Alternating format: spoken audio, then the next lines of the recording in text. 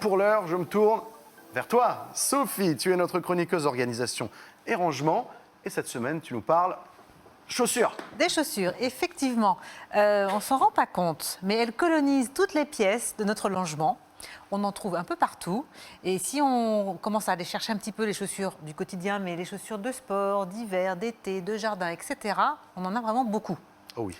Alors en plus, quand on parle de chaussures, de rangement de chaussures chez soi, on a l'image du dressing magnifique avec toutes les chaussures alignées les uns à côté des autres. C'est ça, c'est chez les Voilà, stars, ça. Voilà. Avec le néon tout. Ouais, On dirait une vitrine de magasin. c'est ça. Magnifique. En général, moi, ce que je vois chez mes clients, c'est pas ce genre de choses. C'est plutôt ce qu'on va vous montrer juste après. Un amas. Voilà.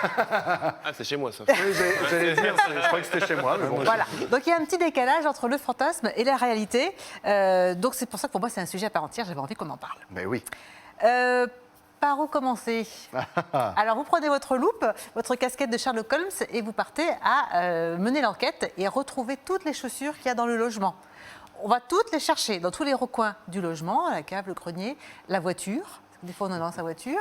Chez les autres, des fois, on a chez ses parents, quand on y va, chez eux, etc. Donc, on les récupère toutes. Et puis, on les regroupe dans une pièce, on les pose par terre. Et on les compte.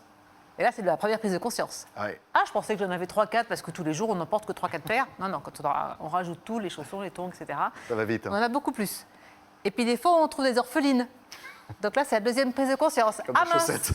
Comme les chaussettes. Ça marche assez avec les chaussures. Souvent, il y a un chien qui est passé par là, qu'on a récupéré une et qui joue avec. Voilà, il n'y en a plus qu'une.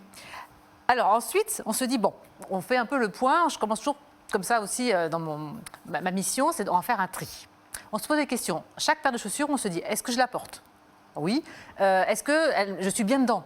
Parce que garder des chaussures dans lesquelles on n'est pas bien, ça sert à J'ai rien. raison de la porter. On peut aussi se demander ça comme ça. Est-ce qu'elle est en bon état? Est-ce qu'elle a besoin d'être réparée? Et puis finalement, est-ce que j'en ai besoin? Et donc, suivant les réponses à ces questions, on fait des tas. Et puis les chaussures qui sont vraiment en très mauvais état, vraiment, on les met de côté. Ça permet de savoir ensuite comment on s'organise. Et donc là, après, on se met en route. Les chaussures qui étaient à donner, celles qui sont en bon état mais qu'on ne peut plus pas porter parce qu'elles font mal aux pieds, etc., trop petites, on les donne à des proches, par exemple, si on sait que, et ça les intéresse, à une association de quartier, dans la borne relais. Celles qu'on garde, mais qui ont besoin d'être réparées, on les apporte au cordonnier. Une bride qui a cassé, un talon qui est usé, mais le reste des chaussures est en bon état, on les fait réparer. Celles qui souffrent un peu, qui sont un peu sèches, un peu craquelées, à beaucoup de cirage. Et puis ensuite, on en profite pour nettoyer aussi l'étagère ou les placards où étaient rangées les chaussures. C'est l'occasion, ils sont vides. Pour une fois, on a tout enlevé, donc on va chercher un petit peu dans le fond ce qui était un peu collé. Et ça permet ensuite de savoir comment on va les ranger. Les chaussures saisonnières, en gros les tongs et les bottes de neige, on les met dans une boîte en plastique et on les met ou sous le lit ou dans la cave, le grenier, enfin dans des endroits de stockage, parce qu'on n'a pas besoin de les avoir dans l'entrée toute l'année. On garde dans l'entrée les chaussures du quotidien. Il y a les chaussures souvenirs aussi, en particulier les chaussures de mariée.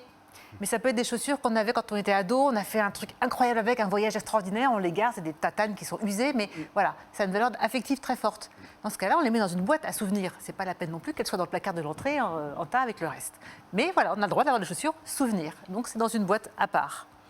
Et puis, on peut après avoir des astuces pour ranger, pour gagner un petit peu de la place.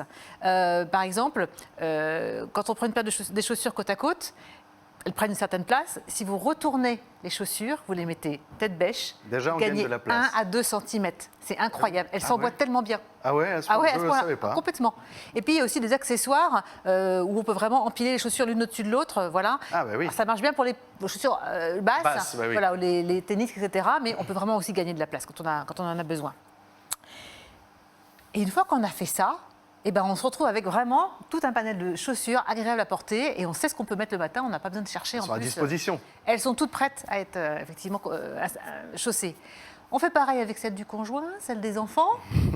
Et sincèrement, le fait de bien ranger ses chaussures et d'en prendre soin, on fait des économies, on gagne du temps et on gagne de la place. Donc messieurs, à vous de jouer. À nous de jouer. Merci beaucoup, Sophie, pour ces précieux conseils.